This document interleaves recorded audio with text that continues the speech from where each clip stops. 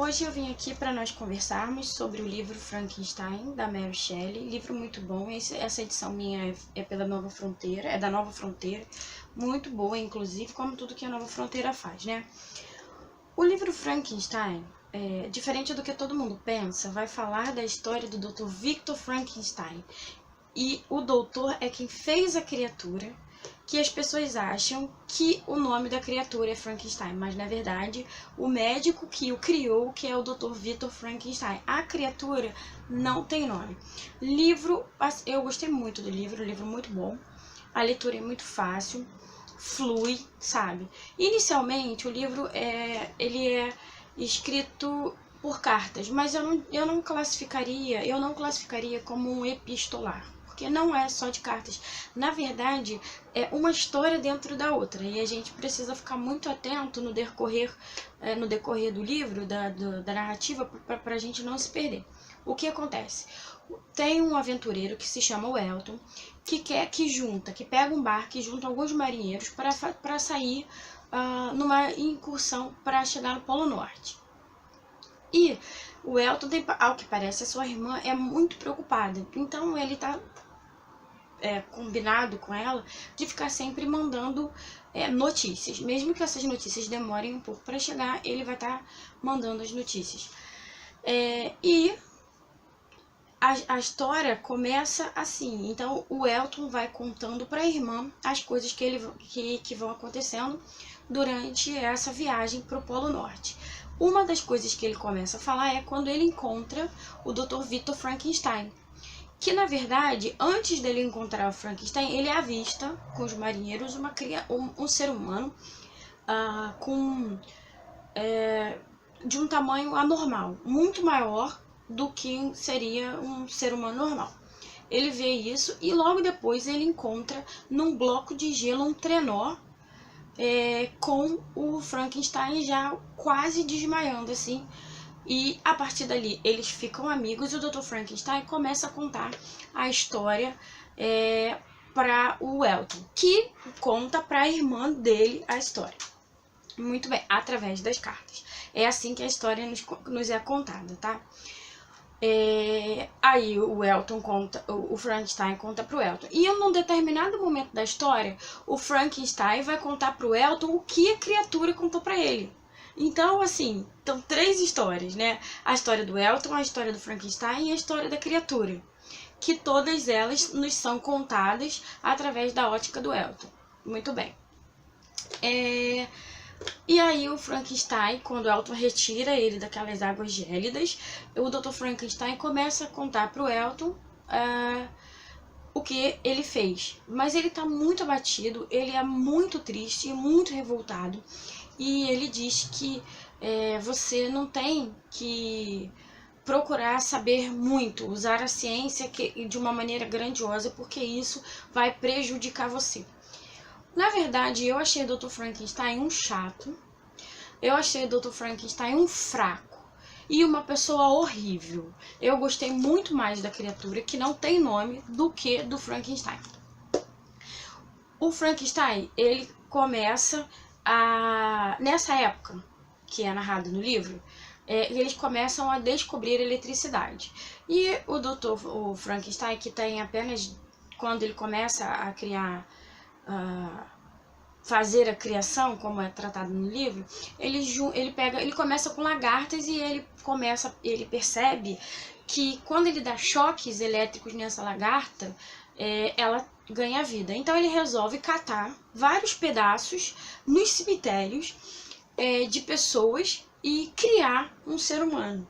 Só que ele cria em uma estrutura muito maior do que a do ser humano normal.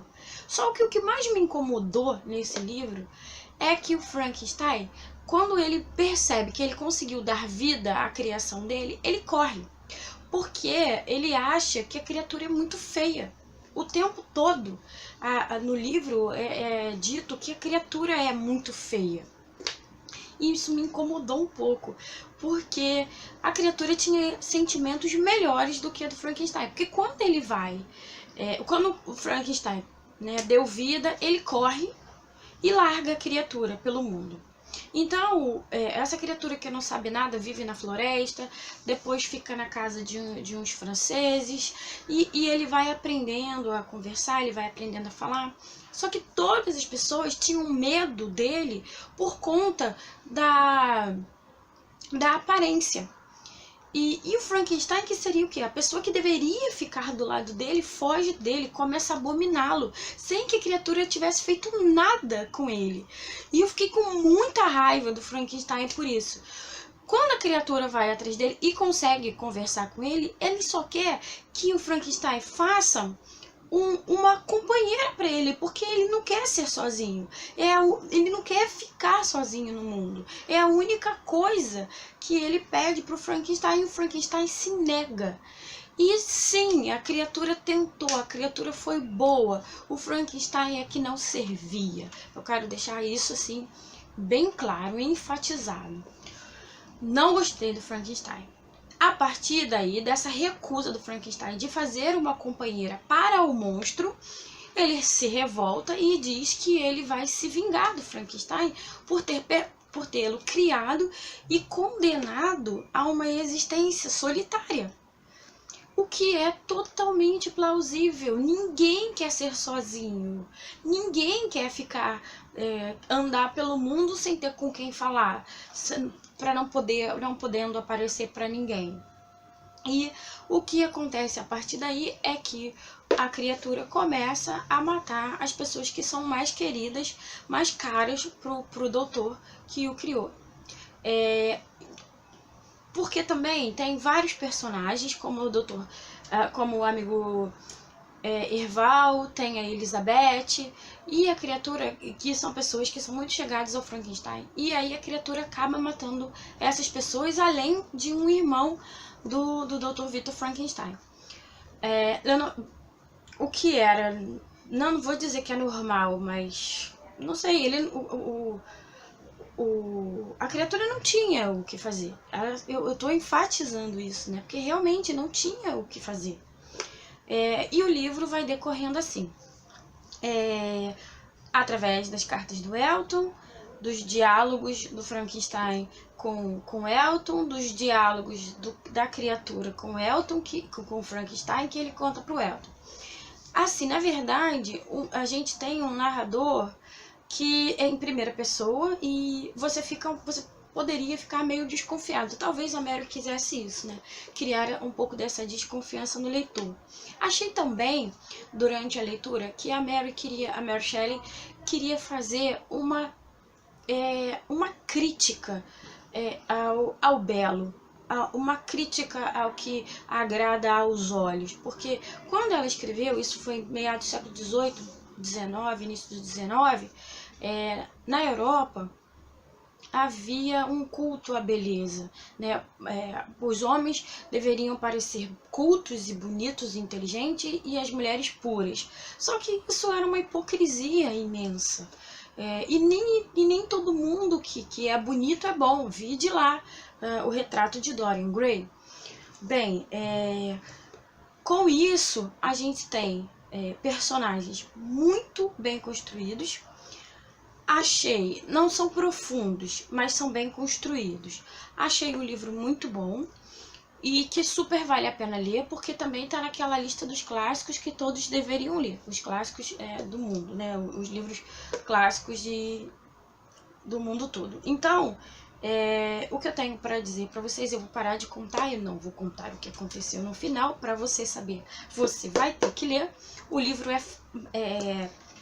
é bem fininho, assim, a leitura é muito rápida, não tem palavras muito difíceis, mas tem bastante coisas que eu marquei, que são palavras, que são frases, ideias, para que nós possamos refletir sobre elas. Então, a minha leitura da quinta-feira foi essa. Eu vou ficando por aqui, vou pedindo para você se inscrever no canal, dar uma moral e se inscrever no canal, e tchau!